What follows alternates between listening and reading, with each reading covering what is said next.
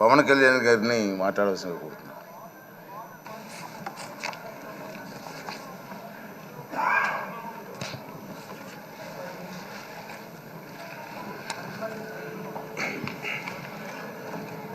పదహారవ శాసనసభకి ఏకగ్రీవంగా ఎన్నికైన సభాపతి శ్రీ చింతకాయల అయ్యన్న పాత్రుడు గారికి హృదయపూర్వక నమస్కారాలు, మీ శుభాకాంక్షలు.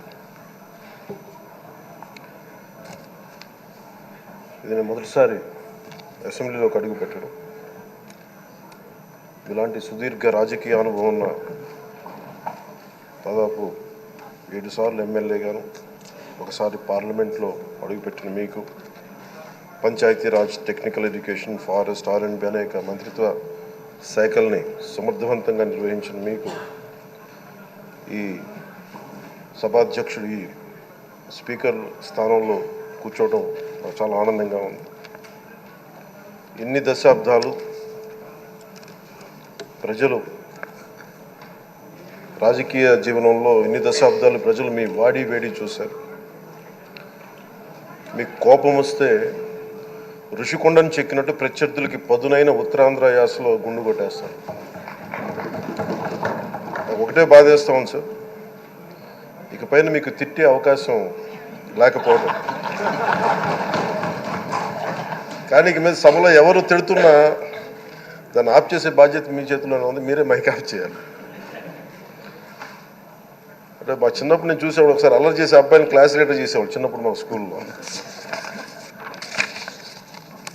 కానీ ఇన్నాళ్ళు ప్రజలు మీ వాడి వేడి పలుకులు, మీ ఘాటైన వాగ్దాటి చూశారు. ఈ రోజు నుంచి రాష్ట్ర ప్రజలు మీ హుందాతనం చూస్తారు.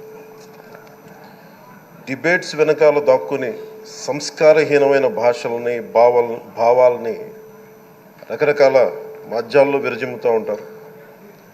దాని నియంత్రణ మీ ఆధ్వర్యంలో ఇక్కడి నుంచే మొదలవ్వాలి.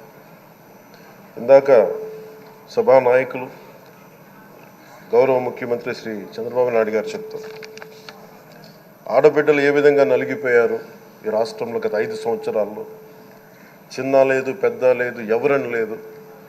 ఎవరన్నా సరే ఒక మాట మాట్లాడితే వాళ్ళు వ్యక్తిగతంగా దూషణ, సోషల్ మీడియాలో వాళ్ళని క్యారెక్టర్ అసాసినేట్ చేయటం, వాళ్ళు పెద్ద నాయకులు కావచ్చు, కార్యకర్తలు కావచ్చు, లేదా వాళ్ళకి ఎదురు తిరిగి ఒక ఒపీనియన్ చెప్పి ఎవరైనా సగటు మనిషి కూడా కావచ్చు, అది ఇక్కడతో ఈ రోజు నుంచి ఆగిపోవాలి అధ్యక్ష. అది మీ ఆధ్వర్యంలోనే మొదలవ్వాలి. గత ప్రభుత్వం తాలూకు సభ జరిగిన విధానం చూస్తే ఈ వ్యక్తిగత దూషణ ఇవన్నీ చాలా ఇబ్బంది పెట్టే ప్రజలు. ఈ రోజున వాళ్ళకి 11 సీట్లకు పరిమితం అయ్యారు, ఈరోజు లేరు, ధైర్యం లేదు వాళ్ళకి. విజయాన్ని తీసుకోగలిగారు కానీ ఓటమి కూడా ధైర్యంగా కూర్చుకునే వాళ్ళకి స్థాయి లేదు, వాళ్ళకి పారిపోయారు ఇక్కడి నుంచి. భావంలో ఉండే తీవ్రత భాషలో ఉండాల్సిన అవసరం లేదు. భాష మనుషుల్ని కలపడానికి కానీ విడగొట్టడానికి కాదు. భాష విద్వేషం రేపడానికి కాదు, పరిష్కరించడానికి.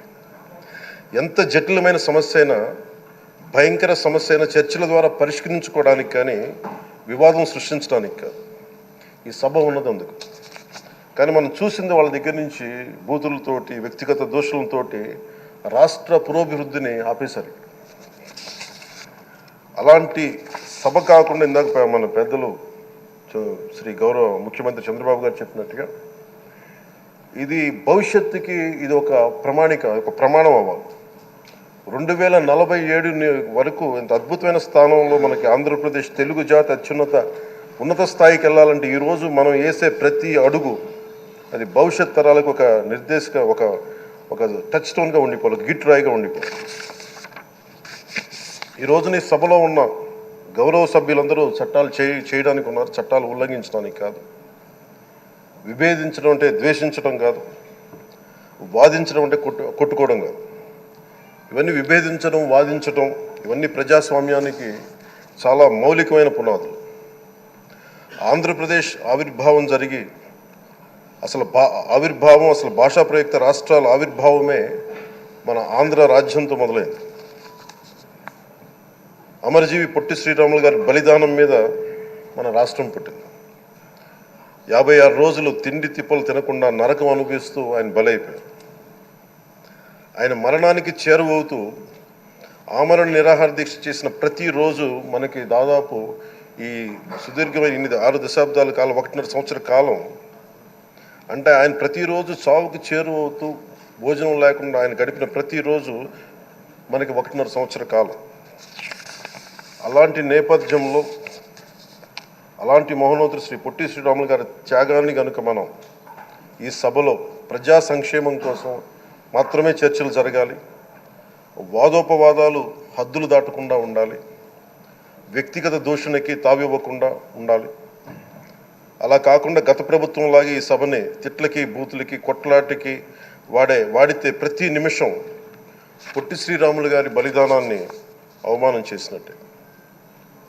ఒక గొప్పవాడు ఒక మహానుభావుడు బతికినప్పుడు మాత్రమే కాదు, చనిపోయిన తర్వాత కూడా కొన్ని తరాలు ఉపయోగపడతారని నిరూపిస్తారు.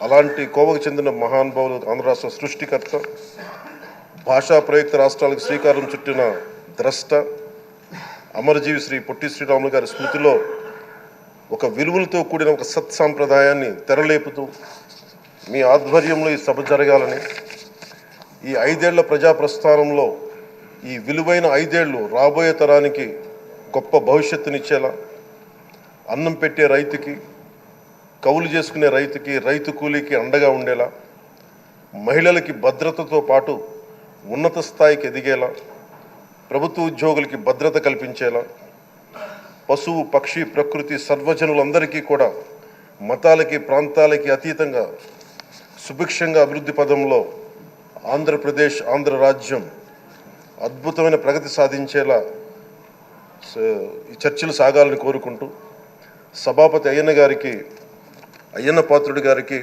మీ ఆధ్వర్యంలో ఈ సభ ఒక సరికొత్త సాంప్రదాయానికి సత్సాంప్రదాయానికి ఇది తెరతీయాలని కోరుకుంటూ మీకు మరోమారు శుభాభినందనలు తెలియజేసుకుంటాం. గౌరవ మంత్రి లోకేష్ గారు మాట్లాడతారు.